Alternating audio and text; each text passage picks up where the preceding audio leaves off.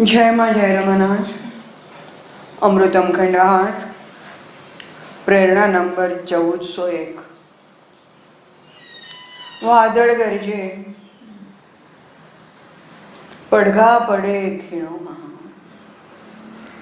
પ્રકૃતિનો કેવો મધુર નિનાદ.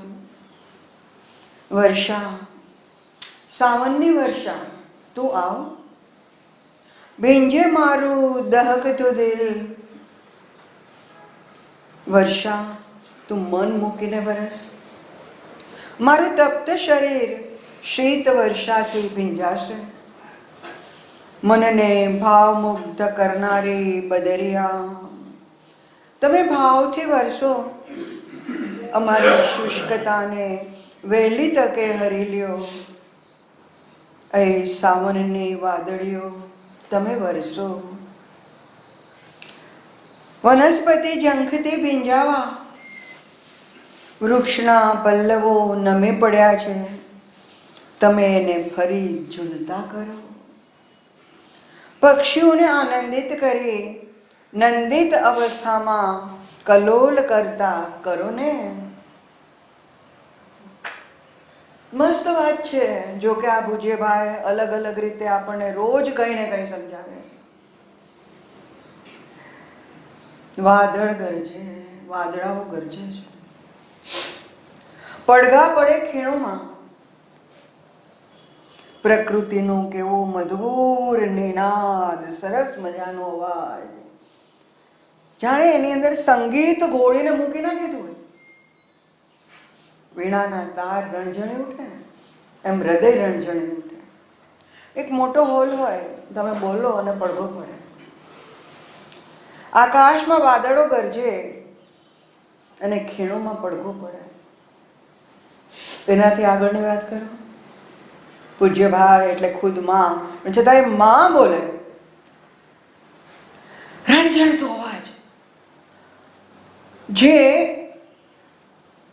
પરાવાણી કરતા ઉપરની વાત છે. એને પરાવાણી પણ ન કહી શકાય. નાદ બ્રહ્મ, બ્રહ્મનાદ સુધી ખેંચી જાય. અને જે શબ્દો આવે ને એની અંદર, એ ગુંબજની અંદરથી જાણે એક એક શબ્દો મ્યુઝિક મેળવતા હોય. અને જે અવાજ આવતો હોય, અવાજ બધાએ સાંભળ્યો છે, એ અવાજની કલ્પના કરો. એ અવાજ, એના પડઘા પડે. જે નાદ બ્રહ્મ, બ્રહ્મનાદ, ઉચ્ચ કોટીનો, સર્વોચ્ચ અવસ્થાનો.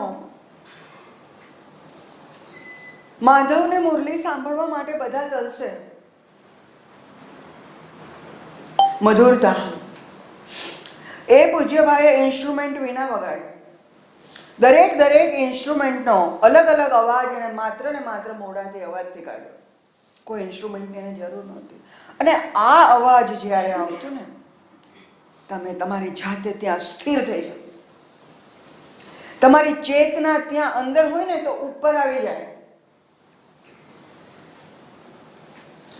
બહારની પ્રકૃતિની અંદર તું જીવતો હોય, જાગતિક જીવનમાં જીવતો હોય તો થોડો પ્રયત્ન કર. તારા હૃદયમાં ડોક્યું કર, તારી આંતર ચેતના શું કહે છે. થોડો પ્રયત્ન કરે, સપાટી પર આવી જશે. તારી ચેતના સપાટી પર આવી જશે અને તું આ બધી વસ્તુઓને ઝીલતો થઈ જઈશ. તારા માટે આ બધું સહજ સાધ્ય બની જશે. કારણ પરમ કૃપા વર્ષી રહી છે. તને ફરીથી કહું છું, થોડો પ્રયત્ન કર. પ્રયત્ન ચાલુ રાખ. થોડો આગળ વધ, થોડો આગળ વધ, અને તારી સુપ્ત ચેતના બહારની ચેતનાની ઉપર આવશે.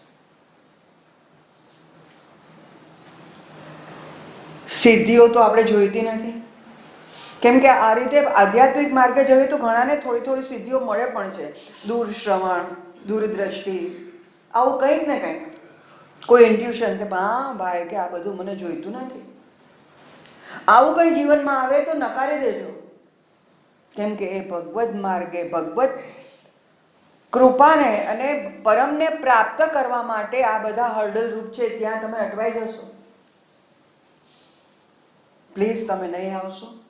મારી યાત્રા હજુ બાકી છે, મારે પરમ તત્વને પહોંચવાનું છે. આવો જે સરસ મજાનો ઘૂંટાયેલો રણઝણિત કરી દેલો જે અવાજ આવતો ને, મધુર નિનાદ, આ નિનાદની સામે કોઈ નિનાદ નહીં. વર્ષા, સાવનની વર્ષા તું આવ, જે કહે છે એ પ્રમાણે ભીંજે મારું દહકતું દિલ. સાવનની વર્ષા આવે તો મારું દહકતું, મારું જેને આપણે કહીએ કે સરસ મજાનો શબ્દ ગોતીએ તો મારું એક અગ્નિના તાપની અંદર કેવું તપતું હોય એવું મારું હૃદય ભીંજે. તારી કૃપા વર્ષા વરસે તો. વર્ષા તું મન મૂકીને વરસ. આ જાગતિક વર્ષાની વાત છે. મારું તપ્ત શરીર શીત વર્ષાથી ભીંજાશે. સરસ મજાની શીતળ વર્ષા આવશે તો મને જે ગરમી હશે ને એમાં હું શીતળતા અનુભવીશ. આ તો બહારની વાત થઈ, થોડીક અંદરની વાત કરીએ. જ્યારે ભગવાનની કૃપા વર્ષા વરસે છે ત્યારે અંતરની અંદર એક ઠંડક આવે છે, એક શીતળતા આવે છે, એની સાથે સાથે એક ઉર્જા આવે છે જે દાહક તત્વ નથી, શીતળ છે. અને તમારી જે આંતરચેતના છે ને એને ઉપર લાવવાનો એ પ્રયત્ન કરે છે. એમાં તમે ભીંજાઓ છો, તમારું આખું અસ્તિત્વ ભીંજાઈ જાય છે, ભીના ભીના બની જાઓ છો.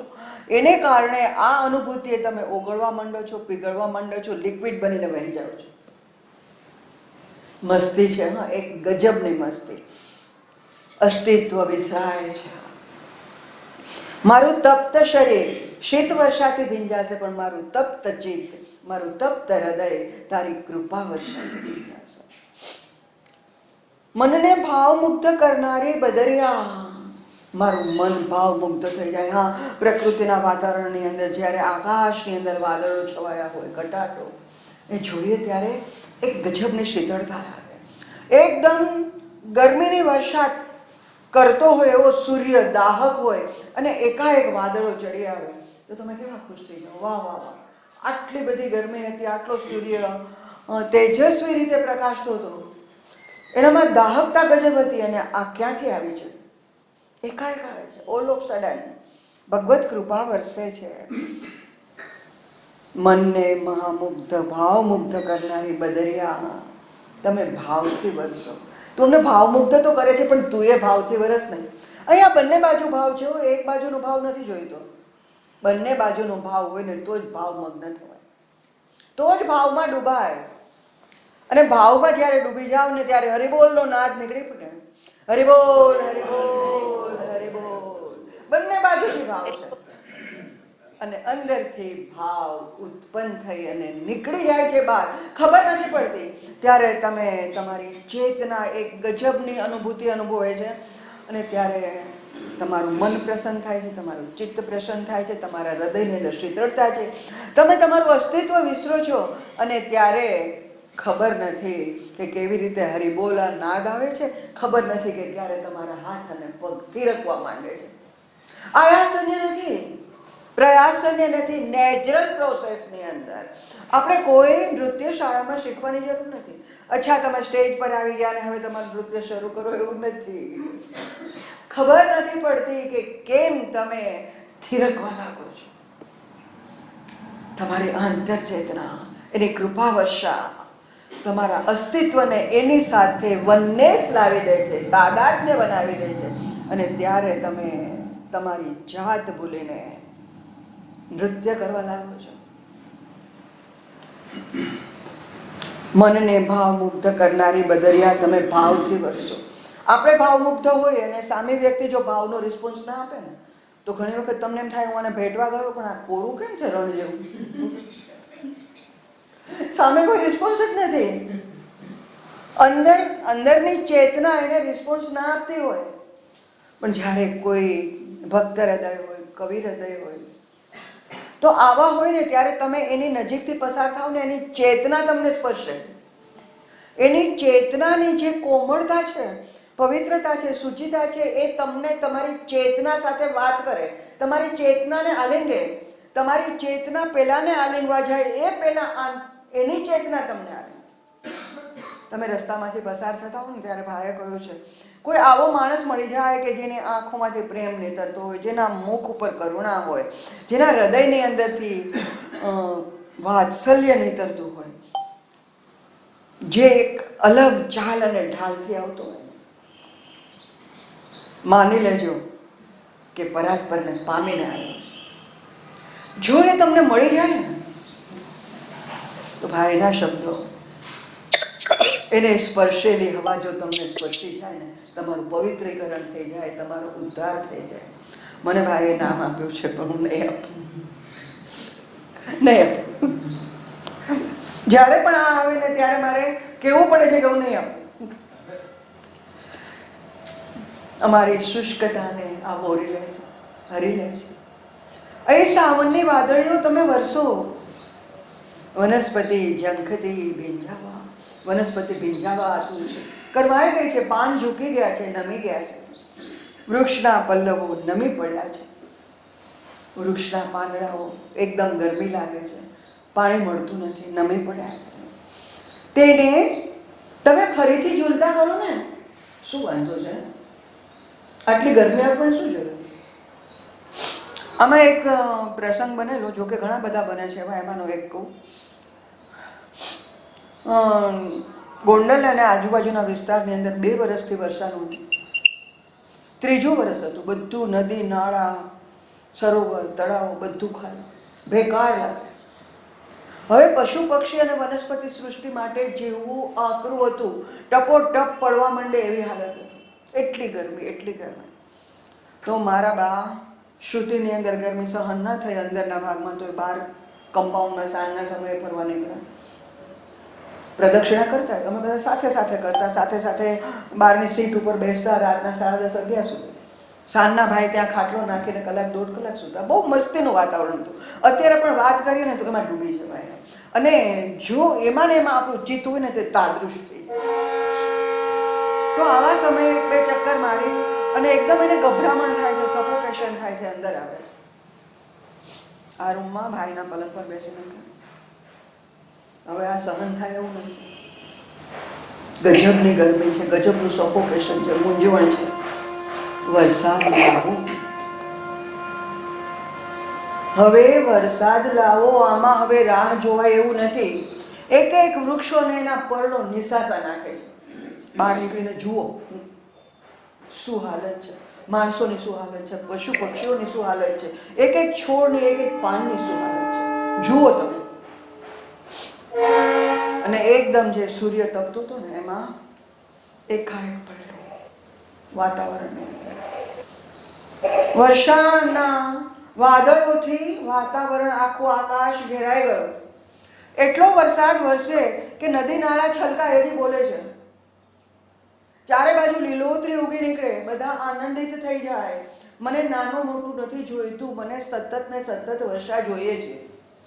અને એ કાળા ડિબાંગ વાદળોની સાથે મેઘ ગર્જના શરૂ થઈ અને 3 દિવસ નોન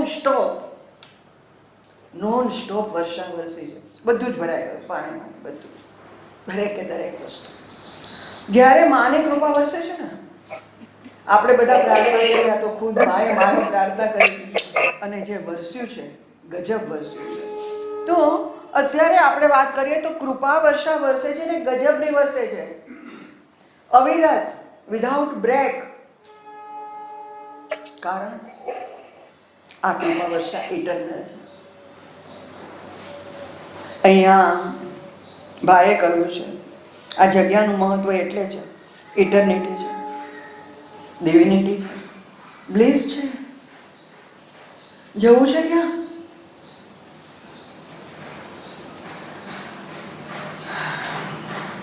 વૃક્ષના પલ્લવો નમી પડ્યા છે, ફરીથી ઝૂલતા કરો. થઈ ગયા. પક્ષીઓને આનંદિત કરી નંદિત અવસ્થામાં કલોલ કરતા કરો ને. આ ને ઉપર સરસ મજાનો પાર છે. કરો ને, કરો. કેવું? થોડું વૃક્ષ લાગે, પણ કરો ને કેવું લાગે? કયું લાગે? પ્રેમાળ લાગે. ભાષાને એક શબ્દનો વાપરતા પહેલા કંઈ પણ વિચાર કર્યા વિના જો આવી ભાષા આવે ને તો એને ભગવત કૃપા સમજજો. આવી વાણી આવે ને તો પણ ભગવત કૃપા. જે વાણીથી તમે બીજાના વિચારોને, બીજાના અસ્તિત્વને અથવા એના હૃદયને તમે ખુશ કરી શકો છો, આનંદિત કરી શકો છો. એ તમારી ચેતનાને તમે, એની ચેતનાને થોડા તમે ઉપર લઈ જઈ શકો. બહુ મોટી સેવા થઈ. 5-15 રૂપિયા ખિસ્સામાંથી કાઢીને આપો ને, એ સેવા કરતા તો અનેક ગણી આ સેવા છે. કોઈના તપ્ત હૃદયને શાતા આપો, કોઈ દુઃખીને સાંત્વન આપો, કોઈ જે ખરેખર જ્ઞાનનો, ભક્તિનો પીપાસુ છે એને તમારી પાસે જો કાંઈ હોય તો એ આપી દો. આના જેવી મોટી કોઈ સેવા નથી. અહીંયા ફરીથી ભાઈ એવું કહે છે આપણને, માનું અબોધ શિશુ બની જા. તું માનું અબોધ શિશુ બની જા. ફરીથી કહું છું, તું માનું અબોધ શિશુ છે એ તારી સ્મૃતિમાં અંકિત કરી લે. તું એ ચેતનાની અંદર પહોંચી જઈશ. જોજે હો, ફરીથી કહું છું, વાસના અને તૃષ્ણામાં ફસાતો. માં આનંદના ઝૂલે તને ઝૂલાવવા માટે પ્રયત્નશીલ છે, ઝૂલાવી રહી છે.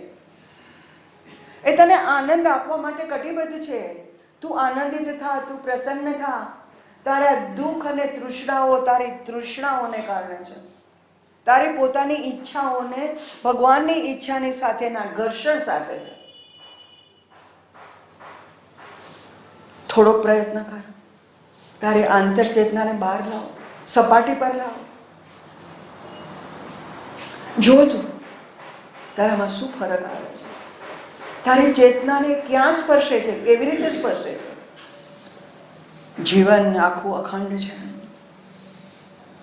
ઉર્ધ્વની અંદર જતા ભય નથી, દુઃખ નથી, મૃત્યુ નથી, ઉદ્વેગ નથી. જે છે જીવન એને એકમાત્ર નાનો કટકો અનંત સમયનો સમજી લે. અને અનંત સમયનો જો એ ટુકડો હોય તો અનંત સમયની અંદર તારી આનંદની યાત્રા છે. આ બધામાંથી તું મુક્ત થઈ ગયો. ભયથી, ક્રોધથી, દુઃખથી, રોગથી, મૃત્યુથી, આ બધા ડર છે, આનાથી તું મુક્ત થઈ ગયો. કારણ તું સચ્ચિદાનંદનું સંતાન છે. જય મા.